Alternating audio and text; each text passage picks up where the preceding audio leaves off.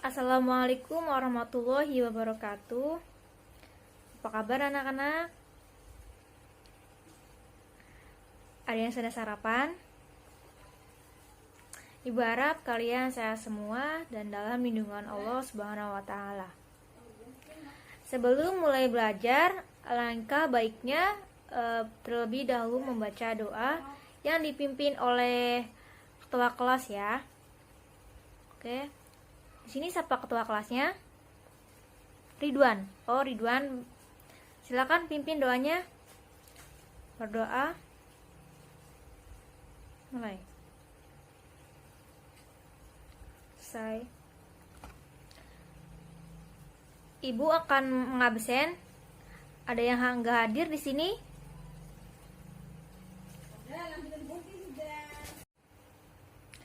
Sebelum mulai pelajaran, Ibu akan mengabsen terlebih dahulu ya. Di sini siapa yang tidak hadir? Oh, Sinta. Kenapa Sinta nggak hadir? Sakit. Oh, udah berapa lagi sakitnya? Baru sehari? Oh ya sudah. Kita doakan ya, mudah-mudahan cepat sembuh dan belajar seperti biasa lagi. Oke. Ibu akan membagikan presensi. Nanti Ibu akan mengupload GCR, nanti kalian tulis nama serta kelas masing-masing ya. Oke. Di sini ada yang tahu nanti kita akan belajar mengenai apa? Ya, betul, sistem sirkulasi. Ada yang tahu sistem sirkulasi itu apa? Ada yang bisa jawab? Oke, baik. Nita, coba paparkan apa itu sistem sirkulasi darah. Betul sekali. Itu sistem sirkulasi darah merupakan sistem yang bertindak sebagai transportasi berbagai zat yang masuk keluar ke dalam tubuh maupun pada manusia, yaitu berupa sistem peredaran darah dan sistem limfa. Oke. Sebelum lanjut, Ibu akan menjelaskan materi tentang sirkulasi darah. Nanti kalian harus menyimak dan mendengarkan dengan baik ya. Di akhir pertemuan Ibu akan memberikan pertanyaan yang kalau ada yang kalian tidak mengerti, boleh ditanyakan Ibu melalui GCR atau melalui WhatsApp grup ya. Sebelum lanjut, ada yang ditanyakan? Oke, baiklah, Ibu akan langsung saja untuk mempersingkat waktu. Ibu akan menjelaskan. Kalian harus mendengarkan dengan baik dan serta menyimak dengan baik. Nanti di akhir pertemuan Ibu akan menugaskan kalian meresum tugas yang Ibu berikan, yang Ibu jelaskan. Nanti kalian resum ya.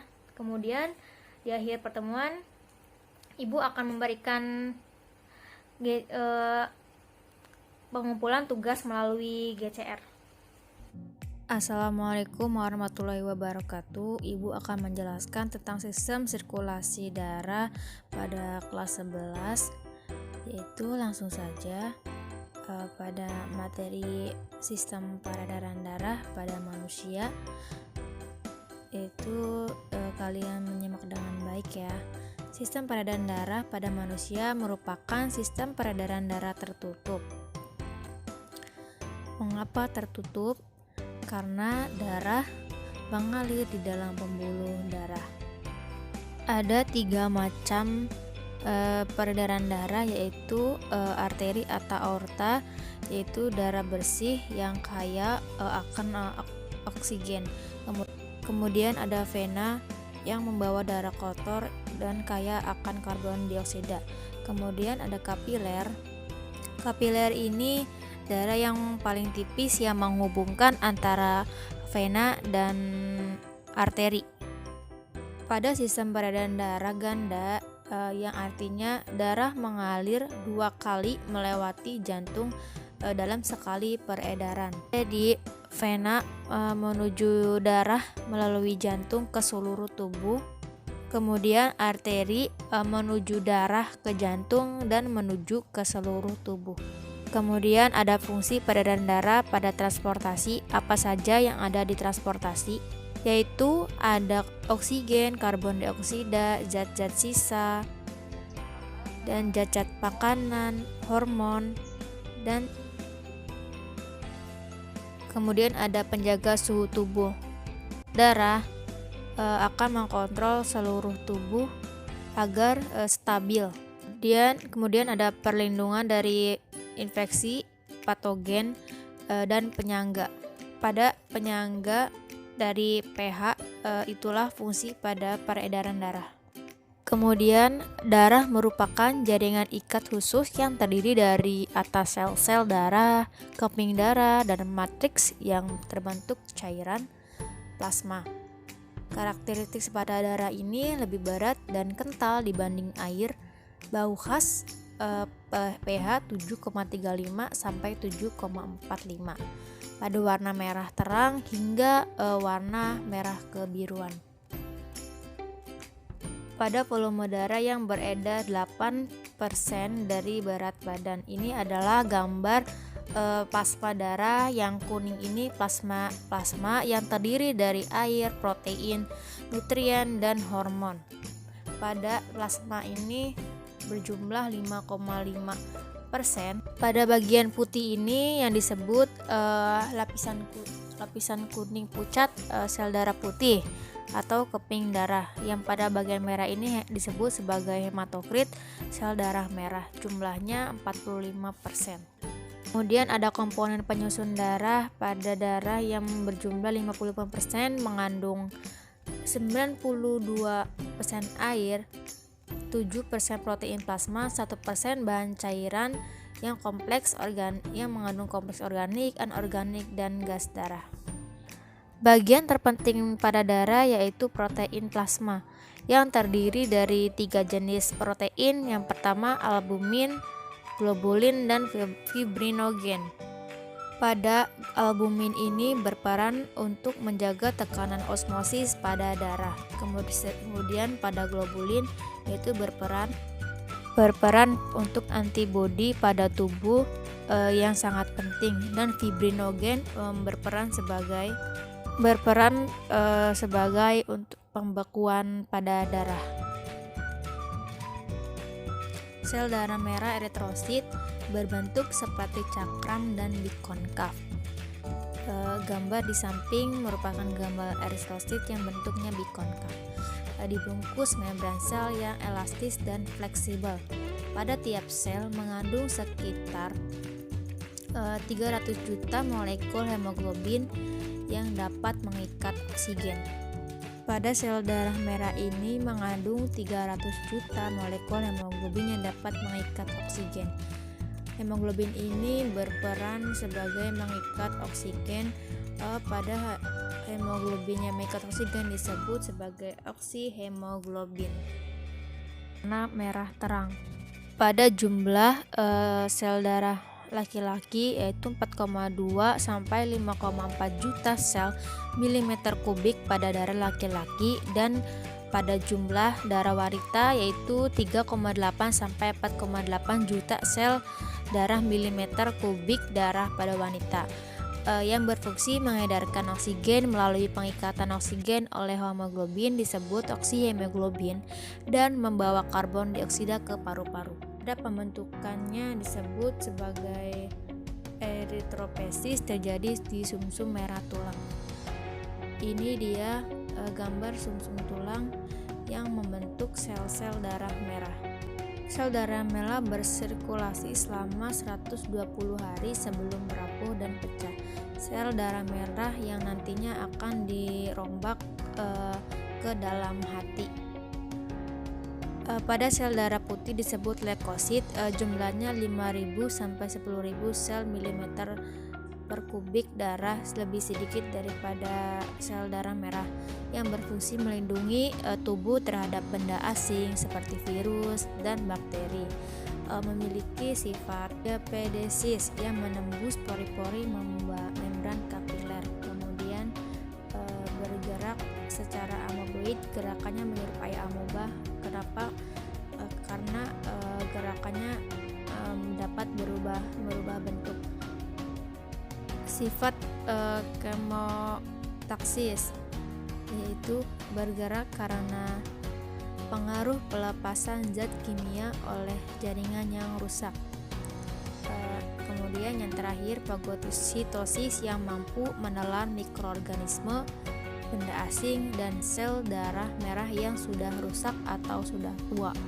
Karena kemampuan fagositosis ini yang mampu melindungi sel darah putih oleh tubuh.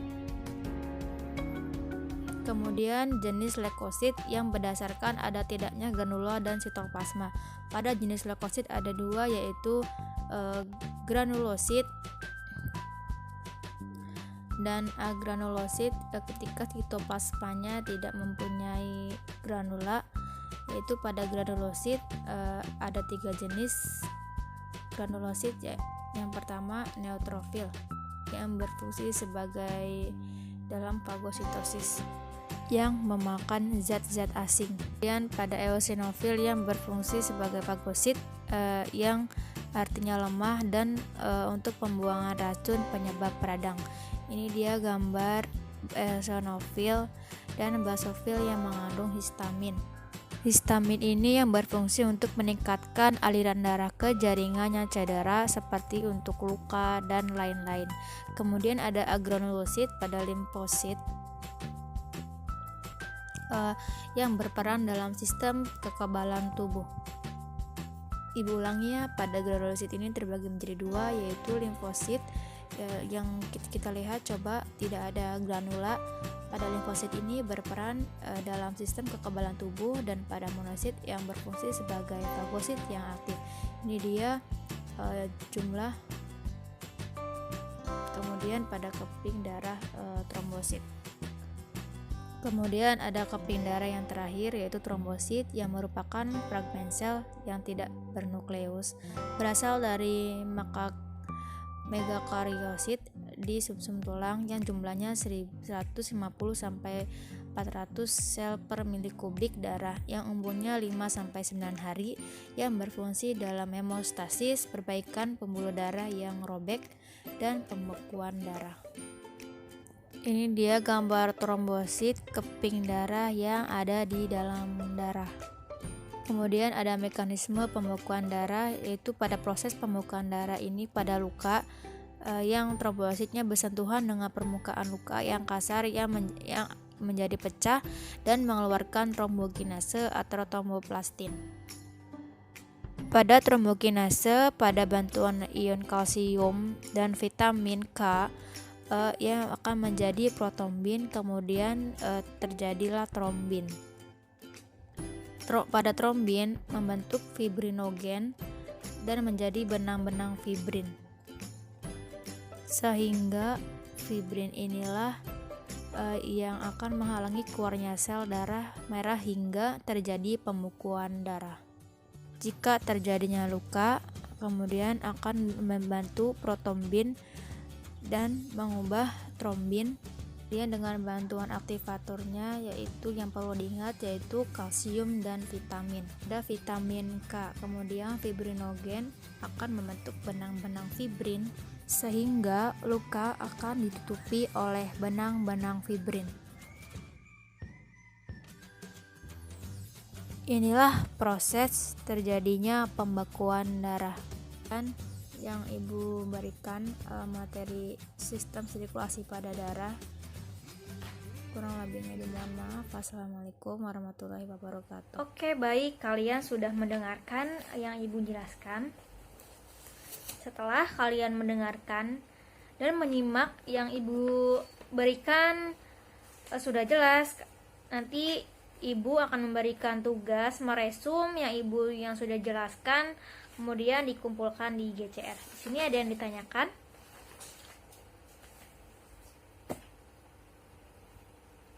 Tidak ada ya. Ya sudah, ibu tutup saja. Mudah-mudahan kalian diberikan kesehatan oleh Allah. Ketika hendak keluar rumah, kalian harus mematuhi protokol kesehatan, yaitu menggunakan masker, mencuci tangan, dan menjaga jarak ya. Kurang lebihnya mohon maaf. Wassalamualaikum warahmatullahi wabarakatuh. Catch 'em all.